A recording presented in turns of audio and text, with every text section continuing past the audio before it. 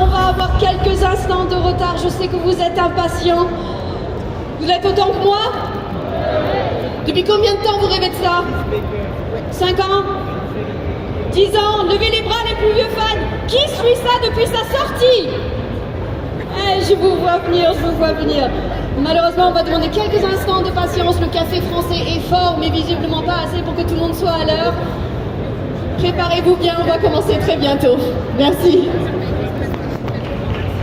Je déteste faire ça, je vous la refais tout à l'heure en plus grandiose. Les panels de ce week-end sont absolument formidables, mais celui-ci, c'est du jamais vu. Je suis vraiment très heureuse.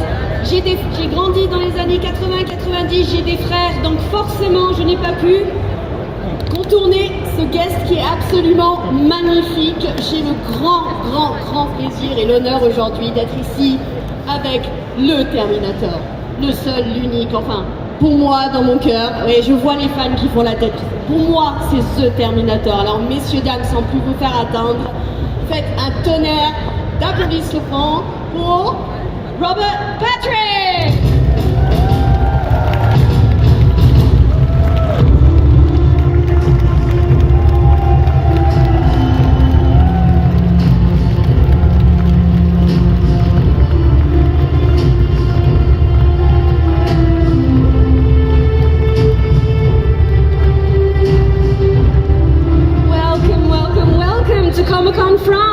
I've been wanting to come to France for quite some time, and this is wonderful to be here. And everybody's been so sweet, so kind. I appreciate all your support. Thank you for coming out. Thank you. I think we might have a few fans out there. On a des fans? Vous n'avez pas pris assez de café, j'ai dit. On a des fans là? That's more like it. I don't always get that much reaction. That's some good enthusiasm. I appreciate it very much. Thank you. Merci. I would like to say hello to everyone, if I may. Yeah, absolutely. Bonjour, comment allez-vous? And that's about all I know, right there. Third grade French. Have you been to France before? This is my first time. Oh, amazing! Yeah, and it's a beautiful, beautiful city, Paris, and it's a beautiful country. Really enjoying it. I went around the first day. I went to the Cathedral of Notre Dame. Beautiful.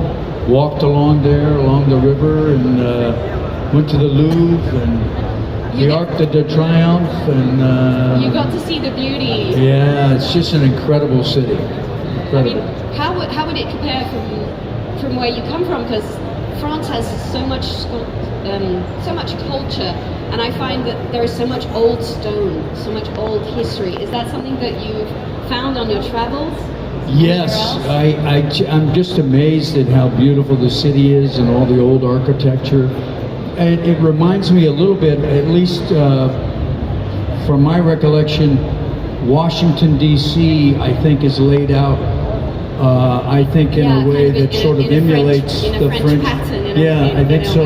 Maybe when Benjamin Franklin was coming here getting money for us to fight the British. Yeah, the French were in there a little. There was a little help going on, but it's.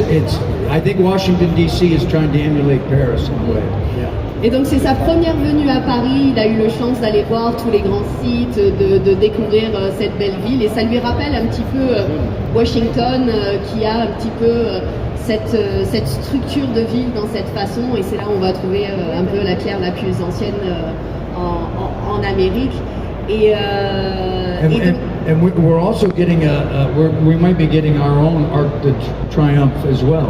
Really? Yeah, they're in Washington D.C. They might be doing one. Forever craved but never imitated. Yes. Et donc il va peut-être y avoir une arche de triomphe à Washington. Donc les Français, si on veut faire la comparaison, va falloir voyager un petit peu. Et donc en parlant de voyager un petit peu, j'ai eu le plaisir de voir votre carrière et de voir ce que vous avez fait. Et j'aime beaucoup demander aux acteurs quelle a été l'étincelle qui a commencé tout ça. So talking about traveling and the world, I had an amazing time looking through your career, seeing where you started to where you came, where you got to, and my question to most actors is always, I'm very curious, what is that moment that made you say, this is something I want to do? You know, I think it's a culmination of many things that I was influenced by when I was a child growing up, and some things that I tried to do or thought I was going to do that I failed at. And then it sort of dawned on me that I really wanted to be an actor. And, you know, that was sort of a monumental decision because no one in my family had ever done that, and I had no idea how to go about becoming a professional. Having the guts to say, this, I want to do this, actually admitting to ourselves, this is something I want to do, that is a big step. A big step. I'm glad I took it. It's one you take on absolute faith that it's going to work out, and it was a big decision, but it was a decision that was spawned out of desperation. To really, desperation. to give my life some purpose, you know, something. I felt very compelled to do it, and believed that that's what God intended for me, so I went for it. It takes a leap of faith, and that's a beautiful thing. Absolutely. Et donc, il a essayé tout plein de choses. Quand il a débuté dans la vie, il a fait des erreurs, il a essayé des choses qui n'ont pas marché, et le jour où il a décidé que d'être acteur c'était quelque chose qu'il voulait faire, ça a été un peu une décision monumentale parce qu'il faut quand même, voilà, faut se l'avouer à soi-même, faut le prendre sur soi et d'avoir ce saut de la foi de dire je dois faire ça, et pour lui il a l'impression que l'univers et Dieu lui disaient voilà c'est quelque chose que j'ai envie de faire et qu'il fallait oser, mais que c'était assez monumental comme choix. Et quels étaient les premiers pas que vous avez fait pour aller vers ce rêve? What were the first concrete steps that you kind of took to go towards that? Was it through learning, opportunity? No, I just I packed my car up one day and left the Midwest of the United States and headed out to Los Angeles and just arrived in Los Angeles. I'm just going to wing it. And just told everybody I was an actor and went for it. And it worked out. Yeah, I told the boss I was a hostess and I got the job. Yeah, exactly. Just, you know, I had done a few little plays and things when I was in school. So I kind of toyed with the idea before I went out there, but really had very little training when I showed up in Los Angeles. Et donc, le jour où il a décidé de faire ça, il a dit je vais être acteur, tout simplement. Il a mis toutes ses affaires dans la voiture, direction LA, et puis il a décidé de dire à tout le monde que c'était un acteur et de voir ce que ça pouvait donner, ce qui en fin de compte a vraiment marché pour lui. Et donc vous arrivez à LA, vous commencez à avoir des petits rôles. Est-ce qu'il y a un casting ou une opportunité, en dehors de celle que nous attendons tous, qui vous a marqué dans ses débuts, qui vous a appris quelque chose? So you head out to LA, let's go, I'm an actor, here we go. You get your first castings or opportunities? Well, it was a little bit more of a struggle than that. I lived in my car for a few weeks, and I had to find a place to live, and I found a place to live, and when I found a place to live in the apartment I lived, the lady that managed the building, found me a job working in an Italian restaurant, and it was there that I was working. I was invited to come read for a play, and I did a play when I first got to Los Angeles, and while I was doing that play, someone saw me and asked me to come read for a movie that was produced by Roger Corman, who was the king of the B movies, and that was my first. I played a biker, a psychotic biker. Yeah. Et donc, pour commencer, c'était pas vraiment si simple de se tenir. Il a réussi à trouver un endroit où vivre. Il a travaillé comme serveur. Il a eu un rôle dans une pièce de théâtre. Et c'est à travers ça qu'il a pu avoir, qu'on est venu voir pour les premières auditions, et que ça a commencé à démarrer pour lui avec Roger Corman. Avec Roger Corman. Et donc à partir de là, le début d'une carrière qui a mené à votre présence ici. Et il y a forcément eu le big break, le moment qui fait la différence. Et Parlez-nous un petit peu de cette expérience, parce qu'aujourd'hui on a tout sur vidéo, sauf ce qui s'est passé à l'époque. À l'époque, il n'y avait pas de médias, il n'y avait pas de les bonus sur les DVD et autres. Et donc, comment était ce premier break, ce premier casting? So, I always get very curious because nowadays, when it comes to films, we have all the extra information we want about how the filming happened, how the castings happened. But of course, back then, social media wasn't even a concept. So, what were those first editions like? What was your first break like? How did you come to it? Well, it was a wonderful time to be in Los Angeles. It was 1984, so I've been in the business for 42 years. And it was a simpler time. You know, I met someone and they wanted me to come audition, and I went and I auditioned and I got the role. You did it all in person. There wasn't self-taping. I feel bad for the actors today that have to make their first impression in a self-tape to audition for something, because for me it was much better. It was to my advantage.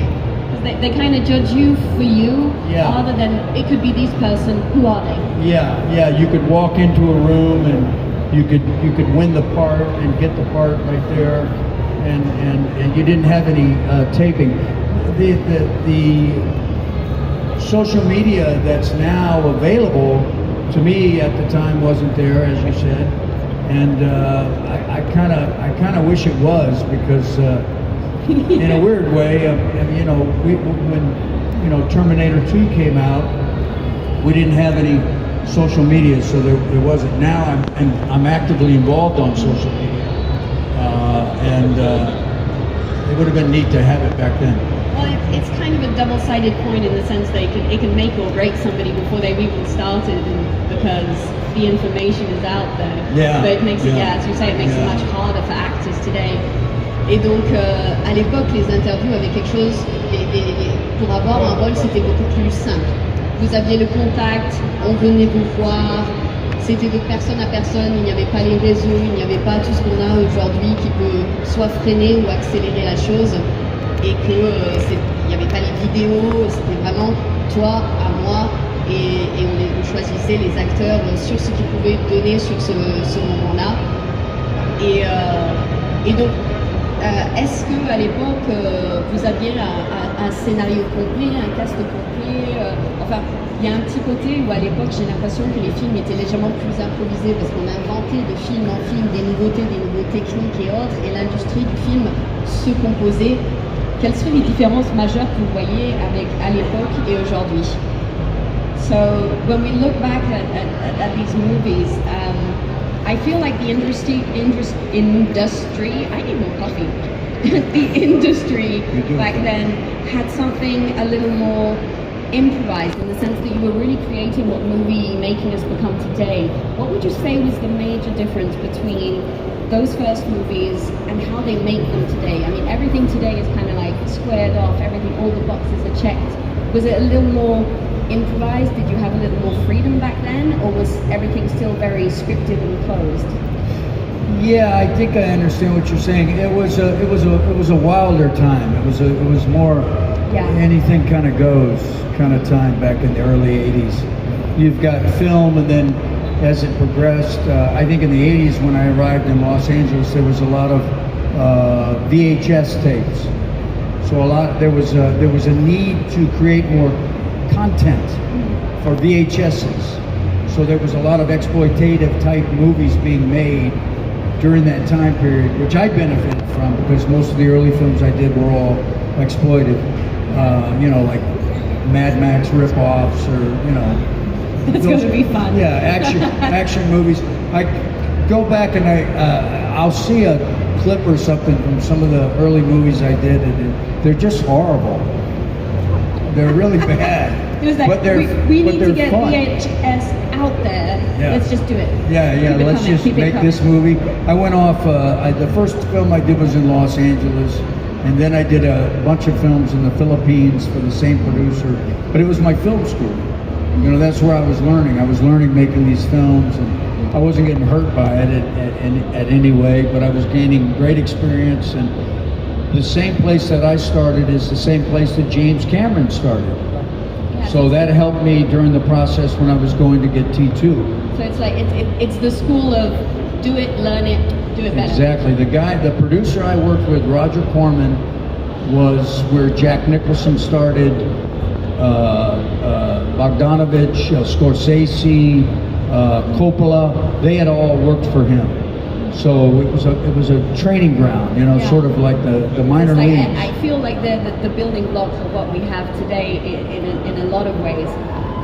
Et donc il dit qu'à l'époque c'était un peu plus fou, un peu plus sauvage les films de l'époque, parce qu'en fin de compte on est arrivé sur les VHS et tout d'un coup les gens ils peuvent avoir le film chez eux. Et donc il faut faire des films, vite, il faut produire, il faut y aller, et il a passé une grande période à faire des choses où quand il regarde aujourd'hui, oh mon Dieu c'est terrible, c'est les bons nanars de l'époque, et ça a été vraiment l'école d'apprentissage, comme il disait James Cameron, voilà, ils étaient tous dans ce mode, on est en train de forger ce que va être l'univers du cinéma tel qu'on le connaît aujourd'hui.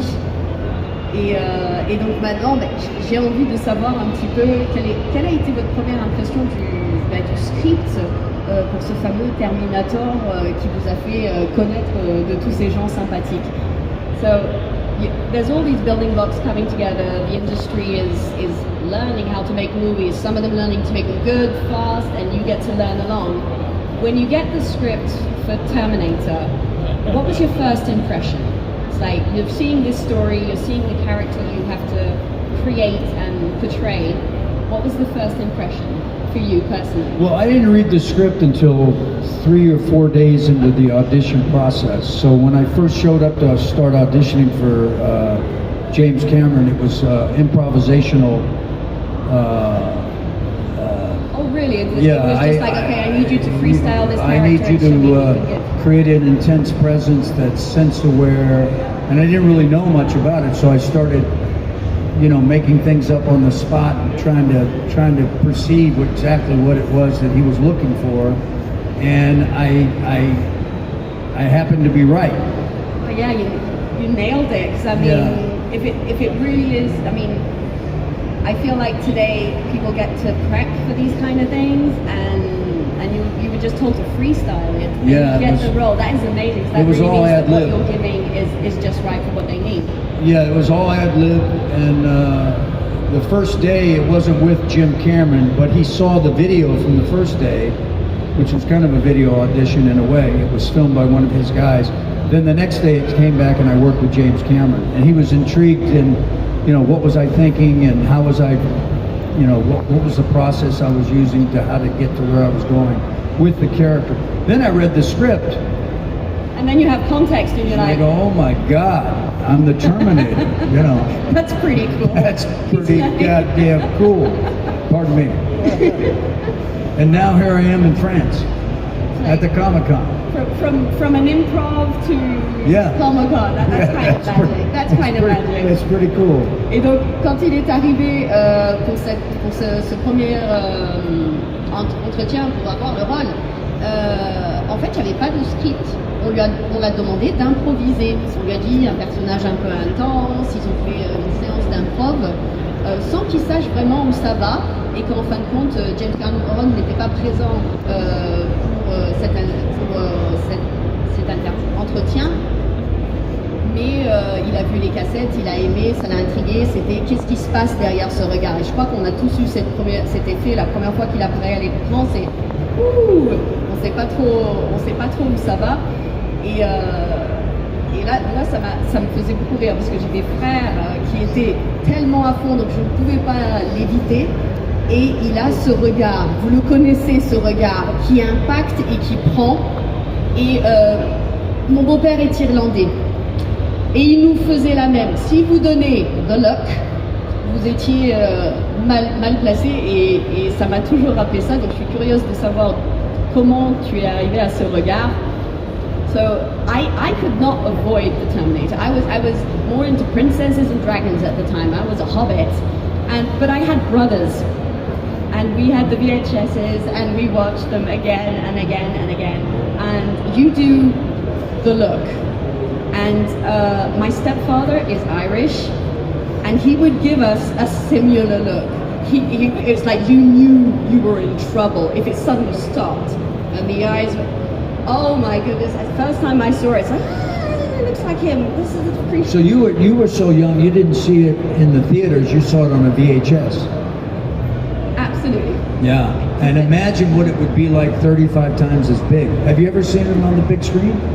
I did, but many, many years later, Yeah. and it's just like the impact of, there's so many shots where you don't have a lot of lines, but the way you bring the presence with the look, with the expression, with the body movement, how did you work towards being that character? I mean, it's like, I don't have a lot, I don't say a lot, I don't talk a lot, but I'm giving it all with presence and face. How did you work towards portraying that character, bringing it to the screen? Well, it was very, very complex and layered, and different things that we were thinking about. But there was the physical way that I carried myself, body posture, all that kind of stuff.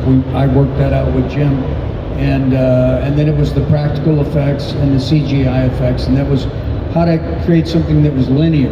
That would, what I did would bring that all together. How could I do that? And then really the essence of the performance is just the intensive tenacity, won't give up, just coming after you, target acquisition. Like full focus. It was just relentlessly, how am I constantly going forward? So there was all sorts of tricks I did.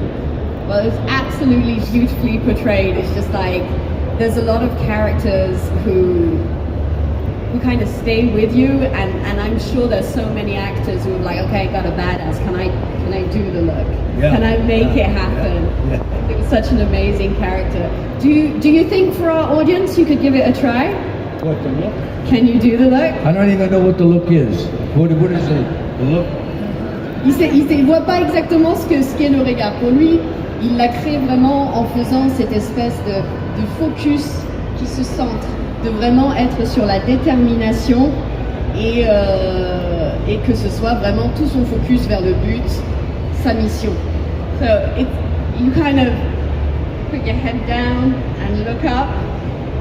Is that it? Okay. Okay. Vous me dites si c'est ça. That's it, right there. Is that the one? That's it. You did Okay, it. I was hoping You did to learn from the That's master. the whole performance, right there. Well, thank you so much for being with Tinker, us thank today. you. Let's hear it for her. She did an amazing job. She spoke in 2 languages and translated. Yeah, well, it's a pleasure in every language to meet amazing people. Ladies and gentlemen, Thank you.